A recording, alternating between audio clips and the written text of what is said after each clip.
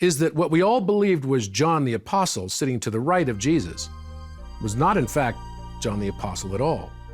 In his very hermaphroditic sort of garb and look, John is actually the representation, many believe, to be Mary Magdalene. One of the things that we notice is that there is a void space between Jesus and Mary Magdalene. Now, Jesus has clearly a symbol of what looks to be an upside down triangle represented as the divine feminine. What I realized is that the inverted triangle of the Last Supper also carries the exact same angular reference of 51.843 degrees. Is this yet again pointing us to the Giza plateau? What we find here also is other encryptions deeply hidden within this enigmatic painting. Another example that we can see here is that the face of Peter the Apostle, who strangely has his hand down the blouse of Mary Magdalene, and his right hand seems to be holding, in a contorted position, a knife. And who is it that's sitting in between Peter and Mary Magdalene? That's none other than Judas himself. In fact, you can see him holding his 30 pieces of silver in a small bag. Why would it appear as though Peter is seeming to conspire in some way, shape, or form with Mary Magdalene?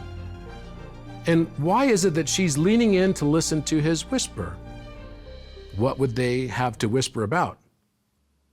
And the face, there's something with the face of Peter also that seems to be drawing attention. Weren't all the apostles roughly the same age as Jesus? When Jesus was crucified, he was widely known to have been 33 years old. And yet we see the face of Peter as being a man probably in his late 40s or early 50s, having almost all gray, even white hair. But is there something else that we can notice about his face? Well, if we look at a self-portrait of Leonardo da Vinci from a similar period but later in his life, we'll notice that the face of Leonardo da Vinci himself in his own self-portrait matches the face of Peter, the apostle, who later became the head of the entire church. And is the knife that's being held behind his back a knife held by his hand, or rather is he holding the wrist of Mary Magdalene? These questions and more were the subject of our analysis. We also looked at the back wall, noticing that there were many other encryptions that somehow relate to other prominent places in none other than the King's Chamber itself.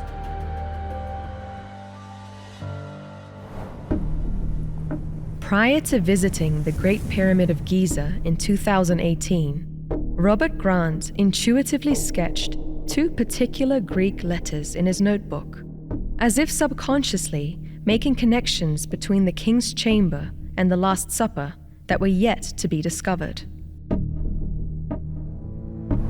When I arrived in Egypt, I looked down while in the King's Chamber. I noticed the presence of what looked to be two letters, the Alpha and the Omega. So an Alpha and Omega on the sarcophagus of the King's Chamber? Isn't the pyramid famously devoid of any writing or hieroglyphics? And for thousands of years, hasn't this room been frequented by millions of people potentially? Let's not forget, this is the most studied building on the planet. It was the tallest building in the world for well over 4,000 years, and the King's Chamber is the most prominent of the chambers within the Great Pyramid. How is it even possible that this could not have been seen before? And is there anything that relates to the Last Supper that might point us in the same direction? You'll note that underneath the table, you can see the feet of several of the apostles. Some of them are wearing sandals. And you'll notice as well that if you try to look for the feet of Jesus, you will not be able to see the feet of Jesus because they're obstructed by what looks to be the upper doorway of some sort of portal in and out of the chapel where the Last Supper painting is housed. But what's also interesting about this is that when we notice the location of that portal, and if we believe art historians, they say that later in the 17th century, a doorway was cut into the wall of this very famous painting. This doesn't really seem to hold water for me, because Leonardo da Vinci was famous in his lifetime. In fact, this was a very famous fresco that the King of France himself made particular mention of in historical records. So why would the owners or the people that were taken care of as caretakers of this important place on hallowed ground have cut a doorway obstructing the painting of Leonardo da Vinci, potentially even then known as one of the greatest artists of all time?